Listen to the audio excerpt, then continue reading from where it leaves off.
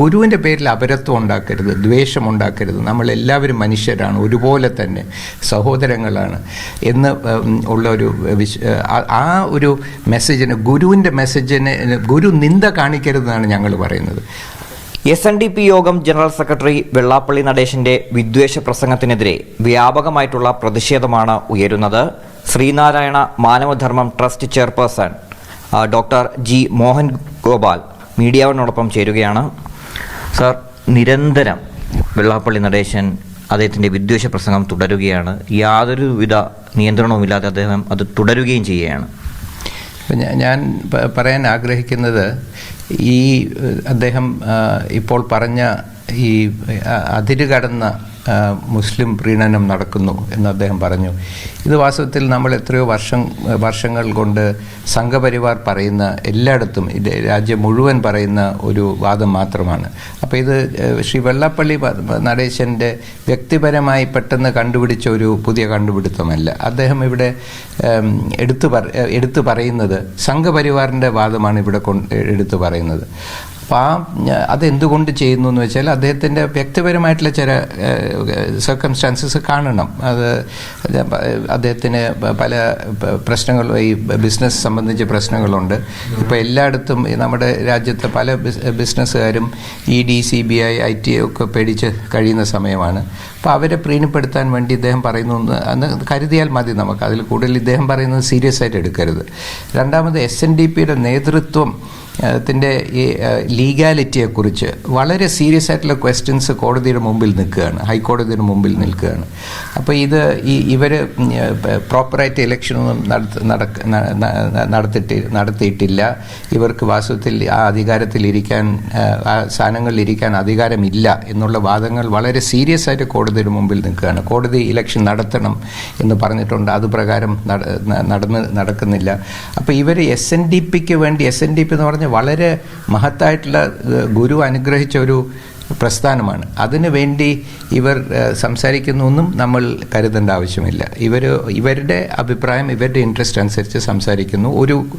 അവരുടെ കുറച്ച് ആൾക്കാർ, ആ സംഘടന ഇപ്പോൾ അവരുടെ നിയന്ത്രണത്തിലാണ്. പക്ഷെ അത് നിയമപരമാണോ അല്ലയോ എന്നുള്ള ക്വസ്റ്റ്യൻ കോടതിയുടെ മുമ്പിലാണ്. അപ്പം നമ്മൾ SNDP എന്നുള്ള വളരെ വലിയൊരു പ്രസ്ഥാനത്തിന് ഇതുമായിട്ട് ബന്ധപ്പെടുത്തരുത്. ഇത് ഈ സംഘപരിവാറിൻ്റെ അജണ്ടയെ മുന്നോട്ട് കൊണ്ടുപോവാണ്. ആ അജണ്ടയുടെ പ്രശ്നം എന്താണെന്ന് വെച്ചാൽ, ഒരു നൂറ്റാണ്ട് മുമ്പ് ഇതെല്ലാം മുൻകണ്ട് നാരായണ ഗുരു പറഞ്ഞു, ചോദിച്ചു ഇന്ത്യക്ക് എന്താണ് വേണ്ടത്. എന്നിട്ട് ഗുരു തന്നെ പറഞ്ഞു, ജാതിയുടെയും മതത്തിൻ്റെയും പേരിലുള്ള മത്സരത്തിൽ നിന്നും വിമോചനമാണ് ഇന്ത്യക്ക് വേണ്ടതെന്ന് പറഞ്ഞു. അപ്പോൾ അതുകൊണ്ട് മതദ്വേഷം പാടില്ല, ജാതിഭേദം പാടില്ല, എല്ലാവരും സ്നേഹത്തോടുകൂടിയും സാഹോദര്യത്തോടുകൂടിയും ജീവിക്കണം എന്ന് ഗുരു വളരെ വളരെ വ്യക്തമായി പഠിപ്പിച്ചിട്ടുണ്ട്. അപ്പോൾ ഈ SNDPയുടെ പേരിൽ, അത് ജനറൽ സെക്രട്ടറി ആയാലും ആരായാലും, ഒരിക്കലും മതദ്വേഷം പ്രചരിപ്പിക്കരുത്, മതസൗഹാർദ്ദം പ്രചരിപ്പിക്കേണ്ടതാണ്. അപ്പോൾ ഗുരുവിൻ്റെ പേരിൽ ഇത് പറയുന്നതിലാണ് ഞങ്ങൾക്ക് ഒബ്ജക്ഷൻ ഉള്ളത്. അദ്ദേഹം എന്ത് വേണമെങ്കിലും പറഞ്ഞോട്ടെ, അദ്ദേഹത്തിൻ്റെ പൊളിറ്റിക്കൽ റീസൺസ്, BJP, BDJS, അദ്ദേഹത്തിൻ്റെ ED, IT എന്ത് വേണമെങ്കിലും പറഞ്ഞോട്ടെ, പക്ഷേ ഗുരുവിൻ്റെ പേരിൽ പറയരുത്. ഗുരു മതദ്വേഷം പാടില്ല, മതസൗഹാർദ്ദം വേണമെന്ന് പറഞ്ഞ ആളാണ്. അപ്പം ഹിന്ദു എന്നൊരു മതമേ ഇല്ലല്ലോ എന്ന് ഗുരു പറഞ്ഞതാണ്. അപ്പോൾ ഹിന്ദുത്വത്തിൻ്റെ പേരിൽ, മതദ്വേഷത്തിൻ്റെ പേരിൽ പറയണമെങ്കിൽ ഗുരുവിൻ്റെ പേരും അതുമായിട്ട് അസോസിയേറ്റ് ചെയ്യരുത് എന്ന് ഞങ്ങൾ വിനീതമായി അദ്ദേഹത്തിനോടും SNDPയോടും അഭ്യർത്ഥിക്കുകയാണ്. ബാക്കി എന്തുവേണമെങ്കിലും ചെയ്തോട്ടെ. സർക്കാർ തന്നെ ഒരു നവോത്ഥാന സമിതി നിർമ്മിച്ചിട്ടുണ്ടായിരുന്നു, അതിൻ്റെ ഭാഗം കൂടെയാണ് വെള്ളാപ്പള്ളി നടേശൻ. എന്നിട്ടാണ് അദ്ദേഹത്തിൻ്റെ ഭാഗത്തു നിന്ന് ഇത്തരം പ്രസ്താവനകൾ ഉണ്ടാകുന്നത്. അല്ല, അത് അദ്ദേഹം, ഞങ്ങളുടെ കൺസേൺ ഇവിടെ ഈ നമ്മുടെ കേരളത്തിലും ഇന്ത്യയിലൊട്ടാകെയും ലോകത്തിലൊട്ടാകെയും മതസൗഹാർദ്ദം വേണം, എന്തുകൊണ്ട് വേണം, എങ്ങനെ മനസ്സിലാക്കണം, എങ്ങനെ നമ്മൾ ഒന്നിച്ച് സൗഹാർദ്ദത്തോടുകൂടി ജീവിക്കണം എന്ന് പറഞ്ഞ ഗുരുവിൻ്റെ പേരിൽ ഇത് പറയരുത്. ഇത് പറയുന്നത് ഇവിടെ അപരത്വം, ഈ ഗുരുവിൻ്റെ സന്ദേശസാരം എന്ന് വെച്ചാൽ മനുഷ്യൻ ഒരിക്കലും അപരനായി കാണരുതെന്നാണ്. മതം ഒരു അഭിപ്രായമാണ്, വ്യത്യാസം ഉള്ളതുകൊണ്ട് അപരത്വം ഉണ്ടാകരുതെന്നാണ് ഗുരു പറയുന്നത്. അപ്പോൾ ഗുരുവിൻ്റെ പേരിൽ അപരത്വം ഉണ്ടാക്കരുത്, ദ്വേഷം ഉണ്ടാക്കരുത്. നമ്മളെല്ലാം എല്ലാവരും മനുഷ്യരാണ്, ഒരുപോലെ തന്നെ സഹോദരങ്ങളാണ് എന്ന് ഉള്ള ഒരു ആ ഒരു മെസ്സേജിന്, ഗുരുവിൻ്റെ മെസ്സേജിന് ഗുരു നിന്ദ കാണിക്കരുതെന്നാണ് ഞങ്ങൾ പറയുന്നത്. അപ്പം നവോത്ഥാനം മറ്റൊരു പ്രസ്ഥാനമാണ്. ഗുരുവിൻ്റെ പേരിലാണ് ഇവർ സംസാരിക്കുന്നത്, അത് ചെയ്യരുത്.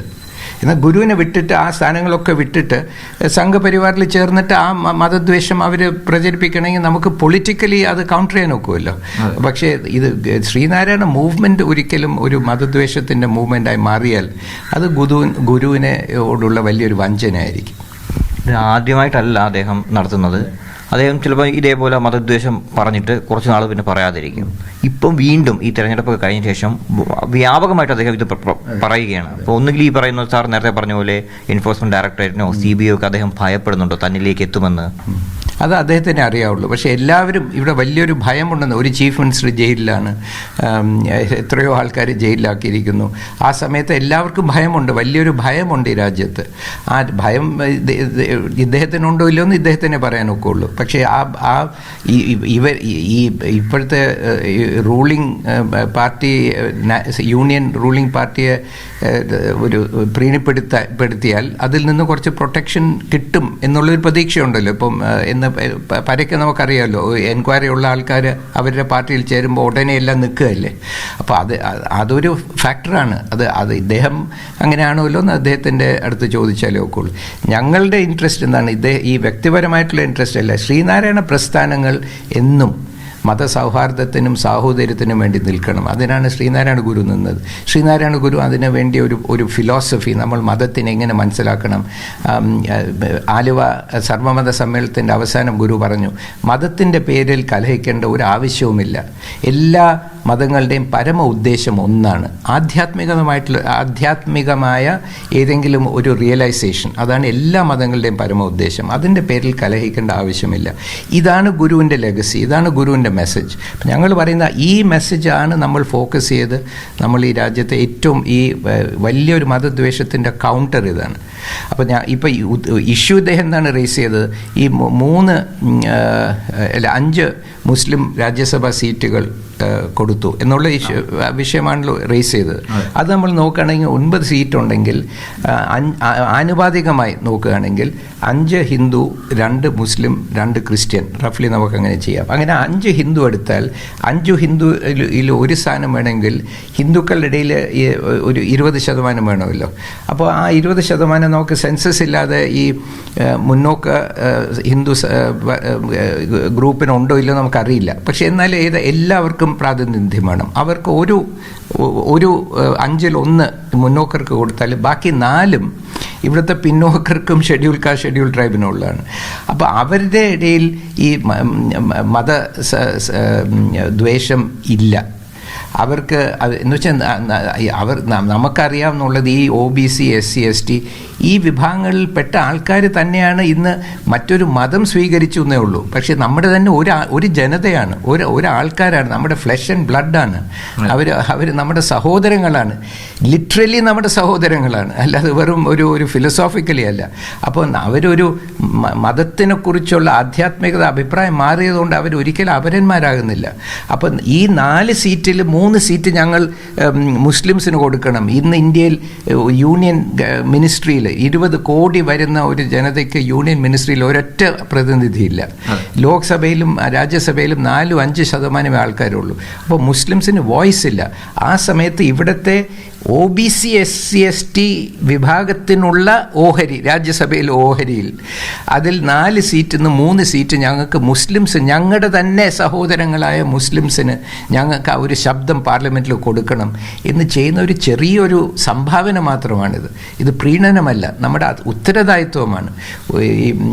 നമ്മുടെ തന്നെ ഒരു ജനവിഭാഗം അവർ വളരെ സഹിഷ്ണുതയോടുകൂടിയും വളരെ സ്റ്റേറ്റ്സ്മാൻഷിപ്പോടുകൂടിയും വളരെ മെച്യൂരിറ്റിയോടുകൂടിയാണ് ഇന്ന് ഈ മുസ്ലിം വിഭാഗം ഈ മതദ്വേഷത്തിനെതിരെ റിയാക്ട് ചെയ്യുന്നത്. വളരെ മെച്യൂരിറ്റിയും വളരെ ഒരു സെൻസ് ഓഫ് റെസ്പോൺസിബിലിറ്റിയോടുകൂടിയാണ്. അതിന് പക്ഷേ അവർക്കൊരു വോയിസ് പാർലമെൻറ്റിൽ കൊടുക്കണം. അവർ വളരെ നന്നായിട്ടാണ് ഇതെല്ലാം ഹാൻഡിൽ ചെയ്യുന്നത്. അപ്പോൾ ഒരു വോയിസ് കൊടുക്കണം. അതിന് ഈ SC, ST, OBCയുടെ ഞങ്ങളുടെ ഷെയറിൽ നിന്നും ഞങ്ങൾക്ക് മുസ്ലിംസിന് ഇല്ലാത്ത വോയിസ് കുറച്ചെങ്കിലും ഒന്ന് നികത്തണം എന്ന് ഞങ്ങൾക്കൊരു സെൻറ്റിമെൻറ്റ് പലർക്കും ഉണ്ട്. അപ്പോൾ അതിനെ ഫുൾഫിൽ ചെയ്യണം. അല്ലാതെ ഇത് പ്രീണനമൊന്നുമല്ല. ആരും ഞങ്ങളോട് പറഞ്ഞിട്ടില്ല ഇത് കൊടുക്കണം എന്ന് ആരും പറഞ്ഞിട്ടില്ല. ഞങ്ങളുടെ സ്വമേധയാ ഞങ്ങളിതിനെ സപ്പോർട്ട് ചെയ്യുന്നു.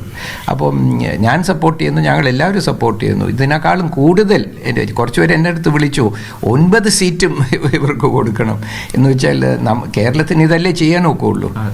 ഇപ്പം ഈ ഒരു പ്രതിസന്ധിയിൽ നിൽക്കുകയാണ്, ഒരു പ്രാതിനിധ്യമില്ലാത്തൊരു പ്രതിസന്ധിയിൽ നിൽക്കുകയാണ്. പക്ഷെ 3 സീറ്റെങ്കിലും അവർക്ക് എക്സ്ട്രാ ആയിട്ട് തൽക്കാലം ഈ ഒരു സിറ്റുവേഷൻ തരണം ചെയ്യുന്നവരെ കൊടുക്കണം എന്ന് പറയുന്നതിനെ സപ്പോർട്ടാണ് ചെയ്യേണ്ടത്. ശ്രീനാരായണ ഗുരുവിൻ്റെ ദർശനത്തിലും ഗുരുവിൻ്റെ മൂല്യങ്ങളിലും വിശ്വസിക്കുന്ന ആൾക്കാർ. ഞങ്ങൾ ഇവിടെയുള്ള ഞാൻ പറയാൻ ആഗ്രഹിക്കുന്ന ശ്രീനാരായണീയർ, അവരുടെ മനസ്സിൽ മതദ്വേഷമില്ല. മതദ്വേഷം ഉണ്ടെങ്കിൽ ശ്രീനാരായണീയൻ അല്ല. ശ്രീനാരായണീയരുടെ മനസ്സിൽ ഒരിക്കലും മതദ്വേഷം ഉണ്ടാകാൻ പറ്റില്ല, ഇല്ല. അപ്പോൾ അവരുടെ ഒരു വ്യൂ അല്ല ഇദ്ദേഹം എക്സ്പ്രസ് ചെയ്യുന്നത്. സംഘപരിവാറിൻ്റെ വ്യൂ ആണ്. അത് നമുക്ക് നല്ലോണം അറിയാം. അങ്ങനെയെങ്കിൽ വെള്ളാപ്പള്ളി നടേശനെതിരെ ശ്രീനാരായണ മാനവധർമ്മ ട്രസ്റ്റ് എന്തെങ്കിലും നിയമ നടപടി ആഗ്രഹിക്കുന്നുണ്ടോ, അല്ലെങ്കിൽ അതിലേക്ക് പോകുമോ? ഇല്ല, നിയമ നടപടി ഇത് ഓരോരുത്തരുടെയും അവരവരുടെ അഭിപ്രായ സ്വാതന്ത്ര്യം ഉണ്ടല്ലോ. നമ്മളിവിടെ സ്വാതന്ത്ര്യത്തിനും സമത്വത്തിനും സ്വാഭിമാനത്തിനും സാഹോദര്യത്തിനും നിൽക്കുന്ന ആൾക്കാരാണ്. നിയമ നടപടിയല്ല. ഞങ്ങൾ അദ്ദേഹത്തിൻ്റെ മനസ്സാക്ഷിയോട് അപ്പീൽ ചെയ്യുന്നു. ഗുരുവിനെ നിന്ദിക്കരുത്. ഗുരുവിൻ്റെ ദർശനം അനുസരിച്ച്, ഗുരുവിൻ്റെ ഉപദേശം അനുസരിച്ച് ഈ മഹത്തായിട്ടുള്ള, ഞങ്ങൾക്ക് എല്ലാവർക്കും വളരെ സ്നേഹവും ആദരവുമുള്ള ശ്രീനാരായണ ധർമ്മപരിപാലന യോഗ മൂവ്മെൻറ്റിനെ ഗുരുവിൻ്റെ ദർശനത്തിന് അനുസരിച്ച് മുന്നോട്ട് കൊണ്ടുപോകണം എന്നൊരു അഭ്യർത്ഥന മാത്രമാണ്. നന്ദി സാർ. ശ്രീനാരായണ ഗുരുവിനെ നിന്ദിക്കരുത് എന്നുള്ളൊരു അഭ്യർത്ഥനയാണ് SNMD മൂവ്മെന്റ് ഇപ്പോൾ വ്യക്തമാക്കിയിട്ടുള്ളത്. തിരുവനന്തപുരത്ത് നിന്ന് camera person S. അനോഷിനോടൊപ്പം RB Sanu, media 1.